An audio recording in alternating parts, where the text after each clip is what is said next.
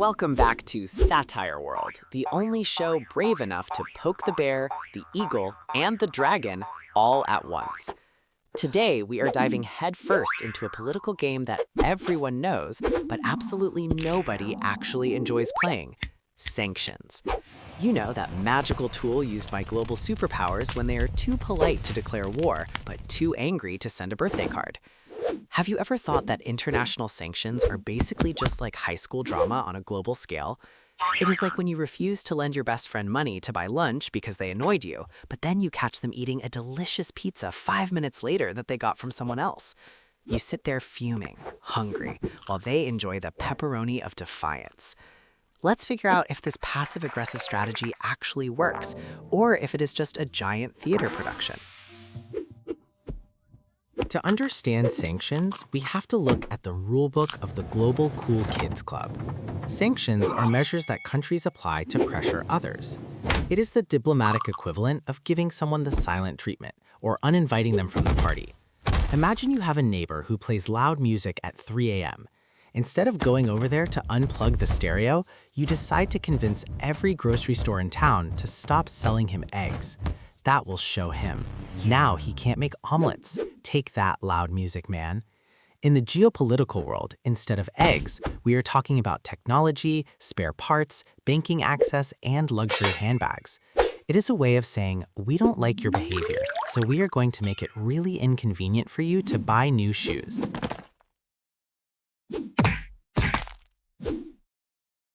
Historically, the menu of sanctions is vast. You have trade embargoes, which means no selling stuff. You have financial sanctions, which means we froze your credit card. And you have travel bans, which is basically, you are grounded, mister. The logic is that if you squeeze a country hard enough, the government will say, oh no, we ran out of imported cheese. We better stop building nuclear weapons immediately so we can get our Gouda back. But as we will see, dictators usually don't care about cheese as much as they care about staying in power. It is a classic miscalculation of priorities. The West thinks logic rules the world.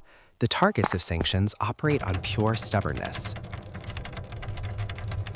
Let's look at the VIP list of sanctioned nations.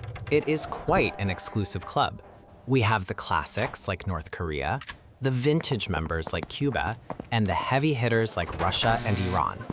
Why do they get the golden ticket of economic isolation? Well, reasons vary.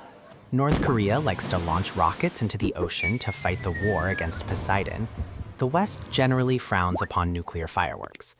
Then you have human rights violations, which is a very popular reason, although it is applied with the consistency of a broken vending machine. Some countries violate human rights and get sanctions. Others violate human rights and get a hosting gig for the World Cup. It is a mystery wrapped in an enigma, wrapped in oil contracts. But usually, the official line is simple. We do not like how you do things, so go sit in the corner.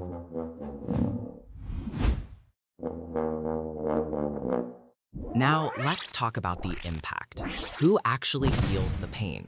When the US slaps a sanction on a country, do you think the supreme leader is crying because he can't get his Amazon Prime delivery? No, he has a private jet and a smuggler named Ivan. The people who suffer are regular folks. In Iran, for example, sanctions meant that imported laundry detergent disappeared. Did the regime collapse? No, the people just started making their own soap. It probably smelled like revolution and lavender, but life went on. It is the ultimate irony. The goal is to punish the government, but the result is usually just making the average citizen's laundry day more difficult. It turns everyday life into a survival video game, but with worse graphics and no respawn button. This leads us to the unintended consequences. Sanctions are the mother of invention. When you tell a country they can't have something, they don't just sit there and cry. They get creative. They become the MacGyvers of the geopolitical world. Oh, you won't sell us spare parts for our planes? Fine, we will build a plane out of a tractor and 3 washing machines. It might not be safe, but it flies. This forced innovation creates a weird sense of national pride. Look at us. The world hates us, but we still have functional toasters. It is the rally round the flag effect. Instead of blaming their leaders, people often blame the ones imposing the sanctions. So instead of a revolution, you get a population united in their annoyance at the West.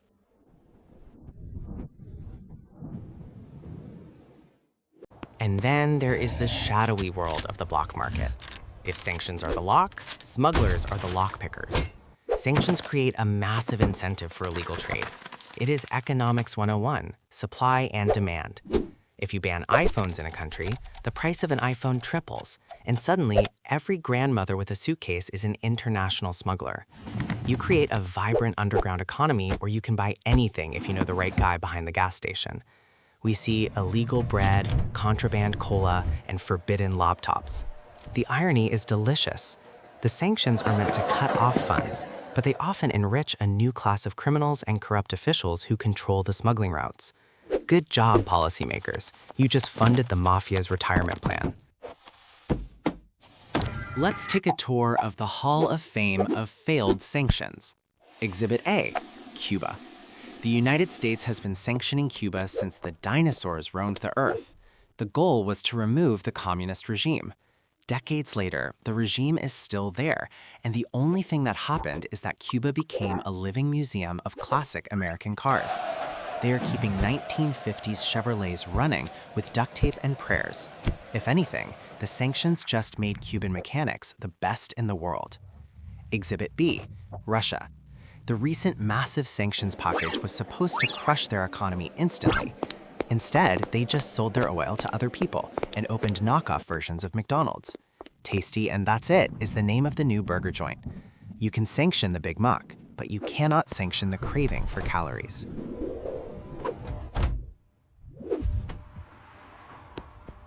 It is also worth noting the hypocrisy. Sanctions are often a tool of the powerful against the not so powerful. You rarely see a small island nation sanctioning the United States. We are cutting off your supply of coconuts until you fix your healthcare system. It doesn't work that way. It is a bully's game. And because the global economy is so interconnected, sanctions often boomerang. Europe stopped buying Russian gas to punish Russia, and then their own energy bills exploded. It is like punching someone in the face and breaking your own hand in the process. Ha, that hurt you, didn't it? You ask while clutching your shattered wrist.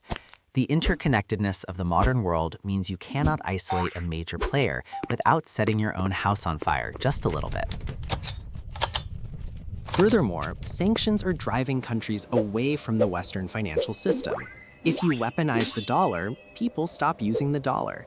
It is like if the owner of the only pizza shop in town starts banning people he doesn't like.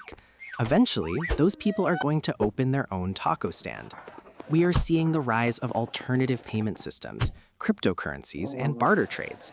I will trade you 2 tons of wheat for 1 tank. It is returning to medieval commerce, but with fiber optic cables.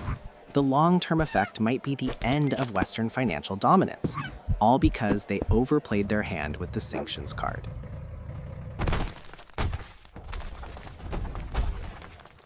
Let's discuss the cultural impact. Sanctions isolate people culturally. When you ban Netflix, Spotify, and Hollywood movies, you aren't stopping propaganda, you are creating a vacuum. And you know what fills a vacuum? Local propaganda. By cutting off cultural exchange, you ensure that the people in sanctioned countries only hear what their government wants them to hear. You are basically doing the dictator's job for him. See? The evil West doesn't even want you to watch the Barbie movie. They hate you. It reinforces the narrative of us versus them. Cultural bridges are burned, and ignorance grows on both sides. It is a tragedy of missed connections and misunderstood intentions. Is there a future for sanctions? As technology evolves, so do the restrictions. We are moving into the era of digital sanctions, banning software updates, blocking cloud services, restricting access to AI chips.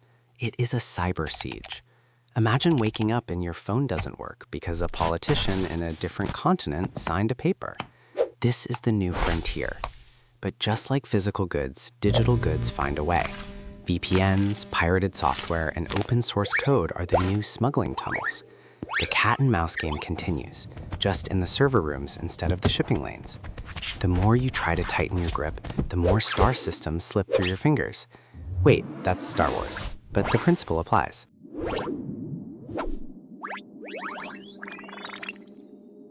Ultimately, are sanctions useless? Not entirely. They can bring parties to the negotiating table. They can signal moral disapproval, but as a tool for regime change, their track record is about as good as a chocolate teapot. They are great for politicians who want to look like they are doing something without actually sending soldiers to die. It is the thoughts and prayers of foreign policy, but with more paperwork. It allows leaders to stand at podiums and look stern, while in the background, trade flows shift, smugglers get rich, and the common people in the targeted country figure out how to make soup out of stones. In conclusion, sanctions are a fascinating, messy, and often hilarious aspect of international relations. They reveal the limits of power in a globalized world. They show us that human ingenuity often triumphs over bureaucratic barriers. Whether you view them as a necessary evil or a cruel joke, one thing is certain. As long as countries have disagreements, they will try to stop each other from having nice things. It is petty, it is painful, and it is politics. So the next time you hear about a new round of sanctions, just picture a bunch of world leaders in a sandbox fighting over a shovel, while the rest of us just want to build a sandcastle in peace. Thank you for tuning in to this deep dive into the absurdity of economic warfare. The world is a strange place, and sometimes the only way to understand it is to laugh at the chaos. Remember, no matter what politicians say, we are all just humans trying to get by, preferably with affordable laundry detergent and working internet. Don't forget to like, subscribe, and hit that notification bell, or we will sanction your YouTube feed. See you in the next episode.